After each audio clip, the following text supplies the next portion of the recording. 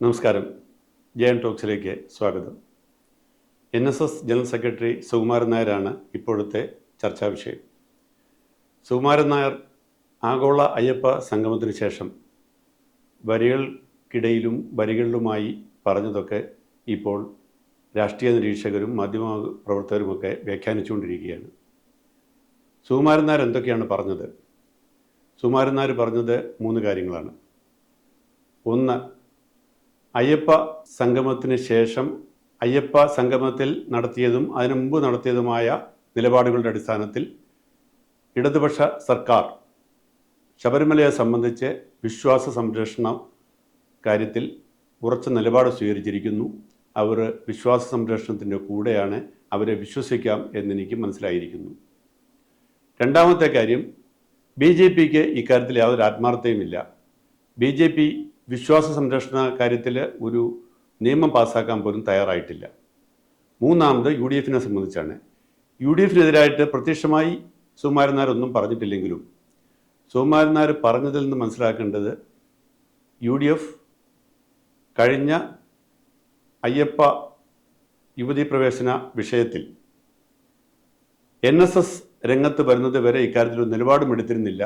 NSS സമരവുമായി രംഗത്ത് വന്നപ്പോൾ, ശബരിമലയിലെ വിശ്വാസ സംരക്ഷണത്തിന് വേണ്ടി LDF സർക്കാരിൻ്റെ തീരുമാനത്തിനെതിരായി NSS രംഗത്ത് വന്നപ്പോൾ അതിനുശേഷം മാത്രമാണ് UDF വന്നത്.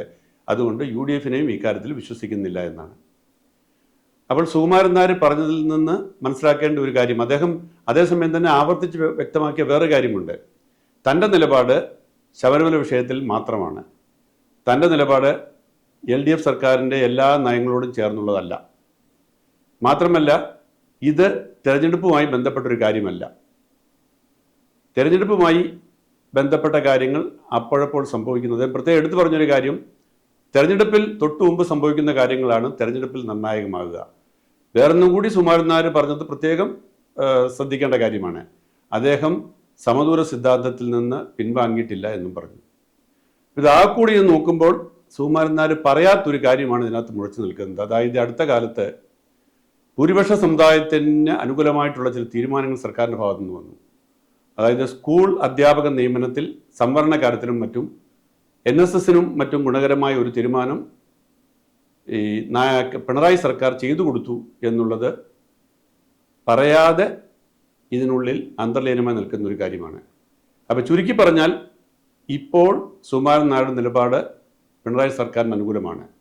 ഇപ്പോൾ സുകുമാരൻ നായരുടെ നിലപാട് BJPക്കെതിരാണ്. ഇപ്പോൾ സുകുമാരൻ നായരുടെ നിലപാട് UDFനോട് അത്ര ചേരുന്നതുമല്ല. പക്ഷേ ഇതുകൊണ്ടൊന്നും അടുത്ത തിരഞ്ഞെടുപ്പിൽ സുകുമാരൻ നായർ ഈ നിലപാട് സ്വീകരിക്കുമെന്നോ അടുത്ത തിരഞ്ഞെടുപ്പിൽ സുകുമാരൻ നായർ ഇടതുപക്ഷത്തെ പിന്താങ്ങുമെന്നോ അർത്ഥമാക്കുന്നില്ല. പക്ഷേ അയ്യപ്പ സംഗമത്തിൽ സുകുമാരൻ നായരുടെയും വെള്ളാപ്പള്ളിയുടെയും ഒക്കെ സാന്നിധ്യം ഉണ്ടാക്കിയിരിക്കുന്ന ഒരു വലിയ മാറ്റം എന്താണെന്ന് വെച്ചാൽ, അല്ലെങ്കിൽ ഒരു ആശങ്ക എന്താണെന്ന് വെച്ചാൽ, സുകുമാരൻ നായർ ഇതുവരെ എടുത്ത LDF വിരുദ്ധ നിലപാട്, UDF അനുകൂലമെന്ന് കരുതപ്പെടുന്ന നിലപാട്, അത് തിരുത്തപ്പെട്ടിരിക്കുന്നു, അല്ലെങ്കിൽ അതിലൊരു മാറ്റം സംഭവിച്ചിരിക്കുന്നു. UDFന് ഇനിയും സുകുമാരൻ നായരോ അല്ലെങ്കിൽ NSSോ തങ്ങളുടെ കൂടെ പൂർണ്ണമായി നിൽക്കുമെന്ന് ഉറപ്പിക്കാൻ കഴിയില്ല. അതുകൊണ്ട് ഇതുണ്ടാക്കിയിരിക്കുന്ന ഒരു ആശങ്ക എന്ന് പറയുന്നത്, UDFനെ സംബന്ധിച്ചും BJPയെ സംബന്ധിച്ചും ഉണ്ടാക്കിയിരിക്കുന്ന ആശങ്ക എന്ന് പറയുന്നത്, അടുത്ത പഞ്ചായത്ത് തെരഞ്ഞെടുപ്പിലും അടുത്ത നിയമസഭാ തെരഞ്ഞെടുപ്പിലും ഈ പറയുന്ന സമുദായ സംഘടനകൾ LDFനെ പിന്തുണയ്ക്കുമെന്നുള്ള ഒരു ധാരണ പൊതുവിൽ ഉണ്ടാക്കിയെടുക്കാൻ കഴിഞ്ഞു. പിന്തുണയ്ക്കുമോ ഇല്ലയോ എന്നുള്ളത് വേറെ കാര്യം. പക്ഷേ ഇത് ഇടതുപക്ഷ സർക്കാരിന് വലിയൊരു, അല്ലെങ്കിൽ CPM എന്ന് പറയുന്ന പാർട്ടിക്ക് വലിയൊരു ഊർജ്ജം നൽകുന്ന ഒരു കാര്യമായി മാറിയിരിക്കുകയാണ്. അപ്പം അവരെ സംബന്ധിച്ച് ഒരു കാര്യം വളരെ ശ്രദ്ധിക്കേണ്ടതാണ്. ഇത്തരം സമുദായ സംഘടനകളുടെ സഹായമില്ലാതെ ആണ് അവർ കഴിഞ്ഞ തവണ വട്ടിയൂർക്കാവ് ഇലക്ഷൻ ജയിച്ചത്. അന്ന് NSS വട്ടിയൂർക്കാവിൽ LDFന് എതിരായിരുന്നു. UDF സ്ഥാനാർത്ഥിക്ക് അനുകൂലമായി പരസ്യമായി പിന്തുണ പ്രഖ്യാപിച്ചത്. എന്നിട്ട് പോലും അന്ന് അവിടെ ജയിച്ചത് LDF സ്ഥാനാർത്ഥിയാണ്. പക്ഷെ അതുകൊണ്ട് ഇനിയും ഇങ്ങോട്ട് സമുദായ സംഘടനകളുടെ പിന്തുണയൊന്നും വേണ്ട എന്നുള്ള നിലപാടല്ല. അടുത്ത തെരഞ്ഞെടുപ്പ് വരുമ്പോഴത്തേക്ക് തങ്ങൾക്ക് കഴിഞ്ഞതിനെതിരായിട്ട് നിന്ന NSSനെ കൂടി കൂടെ നിർത്താൻ കഴിയുമെന്ന് തെളിയിക്കുകയാണ് ഇപ്പോൾ LDF ചെയ്തിരിക്കുന്നത്. അപ്പോൾ അതാണ് ഇപ്പോൾ UDFലും മറ്റോ BJPയിലും ഒക്കെ ആശങ്ക ഉണ്ടാക്കിയിരിക്കുന്നത്. അതിന് കഴിയുമോ ഇല്ലയോ എന്നുള്ളത് വേറെ കാര്യം. പക്ഷേ എങ്ങനെയാണ് CPM അല്ലെങ്കിൽ ഇടതുപക്ഷം തെരഞ്ഞെടുപ്പിൽ തങ്ങളുടെ സോഷ്യൽ എഞ്ചിനീയറിംഗ് നടത്തുന്നത് എന്നുള്ളതിൻ്റെ സൂചനയാണിത്. ഞാൻ ഈ സമയത്ത് ഓർക്കുന്ന ഒരു സംഗതി, കഴിഞ്ഞ നിയമസഭാ തെരഞ്ഞെടുപ്പ് കഴിഞ്ഞിട്ട്, അന്ന് തെരഞ്ഞെടുപ്പ് കഴിഞ്ഞിട്ട് ഏകദേശം ഒരു മാസത്തിന് ശേഷമാണ് ഇവിടെ കൗണ്ടിങ് നടന്നത്. ആ കൗണ്ടിങ്ങിൻ്റെ തലേദിവസം പിണറായി വിജയൻ നടത്തിയൊരു പത്രസമ്മേളനമുണ്ട്. ആ പത്രസമ്മേളനത്തിൽ അദ്ദേഹം പറഞ്ഞു, നാളെ വോട്ടെണ്ണുകയാണ്, ഞങ്ങൾ നല്ല ഭൂരിപക്ഷത്തിൽ അധികാരത്തിൽ വരും. അപ്പോൾ പത്രക്കാർ ചോദിച്ചു, ഇതേ അവകാശവാദം തന്നെയാണ് UDF ഉന്നയിക്കുന്നത്, അവരവിടെ മന്ത്രിസഭാ രൂപവൽക്കരണത്തെക്കുറിച്ച് ചർച്ച ആരംഭിച്ചിട്ടുണ്ട്, അതുകൊണ്ട് അങ്ങ് എന്തുറപ്പിലാണ് ഇത് പറയുന്നത് എന്ന് ചോദിച്ചപ്പോൾ പിണറായി വിജയൻ പറഞ്ഞ മറുപടി അത് വളരെ ശ്രദ്ധേയമാണ്. അദ്ദേഹം പറഞ്ഞു, അവരിനി വരുന്ന 24 മണിക്കൂർ കൂടി സന്തോഷിച്ച് സ്വപ്നം കണ്ടിരുന്നോട്ടെ. പറഞ്ഞതുപോലെ സംഭവിച്ചു. 99 സീറ്റിന് ഭൂരിപക്ഷത്തിൽ പിണറായി വിജയൻ അധികാരത്തിൽ വന്നു. അപ്പോൾ അത് കാണിക്കുന്നത് താഴെത്തട്ടിൽ എന്താണ് നടക്കുന്നത്, അല്ല താഴെത്തട്ടിൽ എങ്ങനെയാണ് ആളുകൾ ചിന്തിക്കുന്നത്, അല്ലെങ്കിൽ താഴെത്തട്ടിൽ എങ്ങനെയാണ് വോട്ടുകൾ ചെയ്യപ്പെട്ടത് എന്നുള്ളതിനെ കുറിച്ച് കൃത്യമായ വിവരം പിണറായി വിജയൻ അല്ലെങ്കിൽ CPM ലഭിച്ചു എന്നുള്ളതാണ്. പക്ഷേ UDF ആ വിവരം ഇല്ലായിരുന്നു.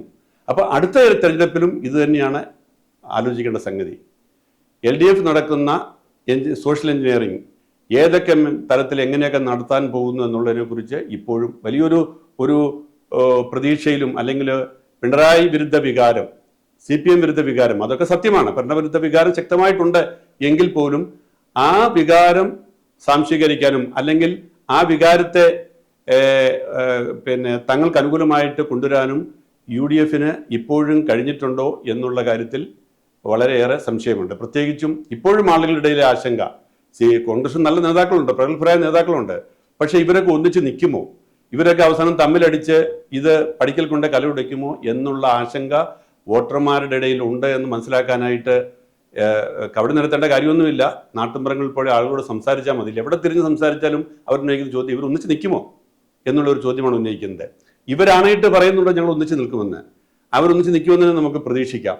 പക്ഷേ ഒരു സ്റ്റേറ്റ്മെന്റ് മതി ആളുകളുടെ വിശ്വാസം നഷ്ടപ്പെടുത്താൻ വേണ്ടി. എന്തുകൊണ്ട് ഇങ്ങനെ ഒരു ചിന്ത, ഒരു ആശങ്ക? അതേസമയം LDF സംബന്ധിച്ച് ഒരിക്കലും ഇത്രയേറെ ഭരണവിരുദ്ധ വികാരം ഉണ്ടായിട്ടും, ഇത്രയേറെ അഭിപ്രായ വ്യത്യാസങ്ങൾ ഉണ്ടായിട്ടും ആ അഭിപ്രായ വ്യത്യാസം എവിടെയും പ്രതിഫലിക്കാത്ത തരത്തിൽ എല്ലാവരെയും ഒന്നിച്ചാണ് എന്ന് തോന്നുന്ന തരത്തിൽ കൂട്ടിക്കെട്ടി കൊണ്ടുപോകാൻ കഴിയുന്നു എന്നുള്ളതാണ് പിണറായി വിജയന്റെ വിജയം. അതുകൊണ്ട് അടുത്ത തിരഞ്ഞെടുപ്പിൽ, അത് നിയമസഭാ തെരഞ്ഞെടുപ്പിലെ കാര്യം ഞാൻ ഉദ്ദേശിക്കുന്നത്, പഞ്ചായത്ത് തെരഞ്ഞെടുപ്പിൽ തീർച്ചയായും ഒരു രാഷ്ട്രീയമായ ഒരു വോട്ടുകളല്ല എല്ലാ തലത്തിലും നടക്കുക. അത് ഒത്തിരി കാൻഡിഡേറ്റിനെ ആശ്രയിച്ചും കാൻഡിഡേറ്റിൻ്റെ മേന്മ അനുസരിച്ചും ഒത്തിരി പ്രാദേശികമായ വിഷയങ്ങളെ ആശ്രയിച്ചും ഒക്കെ നടക്കുന്ന കാര്യമാണ്. പക്ഷെ അടുത്ത നിയമസഭാ തെരഞ്ഞെടുപ്പിൽ ഇനിയും എന്താണ് നടക്കാൻ പോകുന്നു എന്നുള്ളതിൻ്റെ ഒരു സൂചനയായിട്ട് വേണം ഈ അയ്യപ്പ സംഗമത്തെ കാണാൻ. ആ സൂചന കണ്ട് പഠിച്ചില്ലെങ്കിൽ എന്താണ് വരാൻ പോകുന്നത് എന്നുള്ളതിനെ കുറിച്ചുള്ള ഒരു സൂചന കൂടിയാണ് ഇപ്പോൾ ആഗോള അയ്യപ്പ സംഗമവും അതിന് ശേഷം സുകുമാരൻ നായരും ഈ വെള്ളാപ്പള്ളിയും ഒക്കെ നടത്തിയ പ്രസ്താവനകൾ എന്ന് വേണം കാണാൻ. ഈ വീഡിയോ നിങ്ങൾക്ക് ഇഷ്ടപ്പെട്ടെങ്കിൽ സബ്സ്ക്രൈബ് ചെയ്യുക, അതിനായി താഴെയുള്ള ബെൽ ബട്ടണിൽ അമർത്തുക.